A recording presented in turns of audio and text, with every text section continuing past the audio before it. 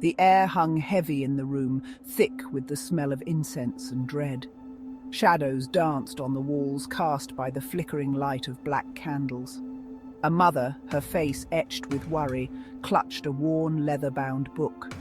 Her son, a teenager on the precipice of adulthood, thrashed against the ropes that bound him to a chair.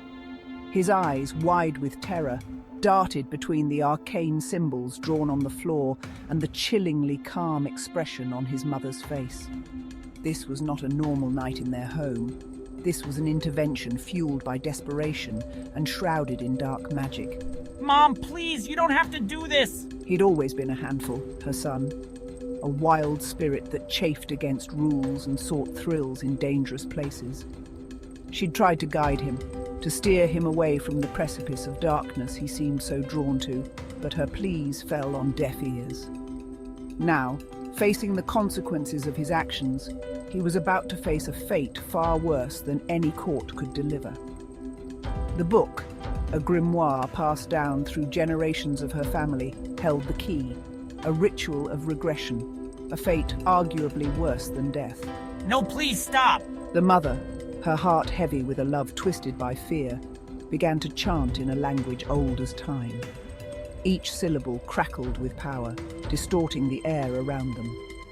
The symbols on the floor glowed an ominous red, casting grotesque shadows that writhed and pulsed like living things. Her son, his bravado gone, whimpered, struggling against his bonds, his pleas for mercy lost in the cacophony of dark magic. Tonight, the ties that bound mother and son would be irrevocably altered, their roles reversed in a horrifying inversion of nature. The temperature in the room plummeted, the air growing thin and hard to breathe. A high-pitched whine filled the air, growing louder, sharper, until it felt like needles piercing the inside of her skull. Her son's screams were swallowed by the oppressive silence that followed. The symbols on the floor dimmed, the eerie glow fading until only smouldering embers remained.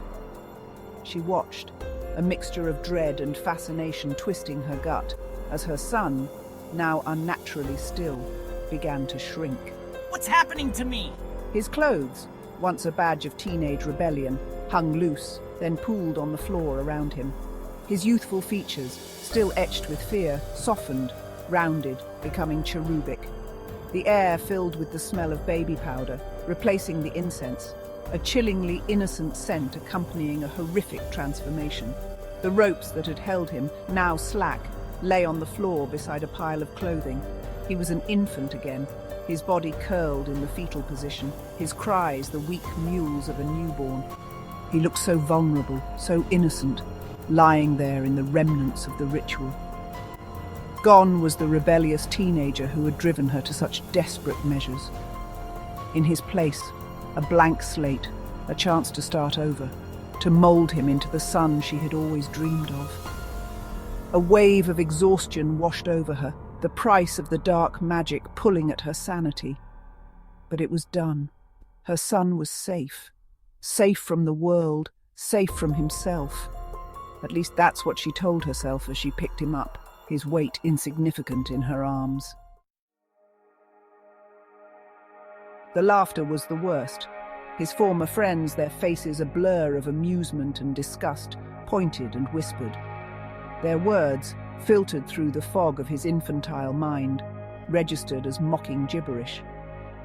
He tried to speak, to lash out, to tell them he was still in there, trapped inside this ridiculous, helpless body.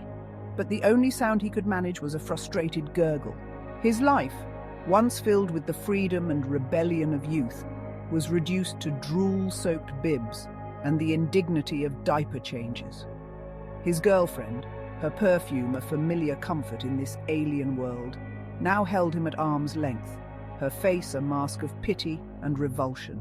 Oh, you poor thing. He longed to reach out, to touch her face, to reassure her that he was still the boy she had fallen for. But his limbs, uncoordinated and weak, flailed uselessly in the air. The love in her eyes had been replaced by something akin to sympathy, a look reserved for helpless creatures.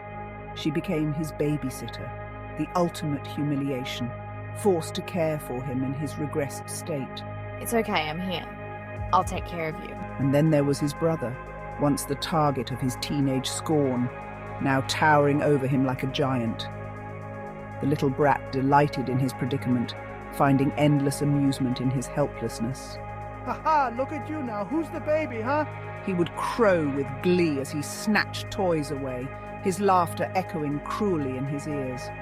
The power dynamic had shifted, the younger sibling now the dominant force, reveling in the irony of the situation. His brother's laughter, once a source of annoyance, was now a constant reminder of his fall from grace, a torment that echoed the turmoil within his own mind. This is too good. You're so tiny and helpless. The humiliation was complete, his former life a distant memory, replaced by the cruel reality of his new existence. This isn't fair. I'm not a baby. His younger brother's words sting, but there's no escaping this new reality. Please, you have to help me. I can't stay like this. The spell is unbreakable, and his fate seems sealed.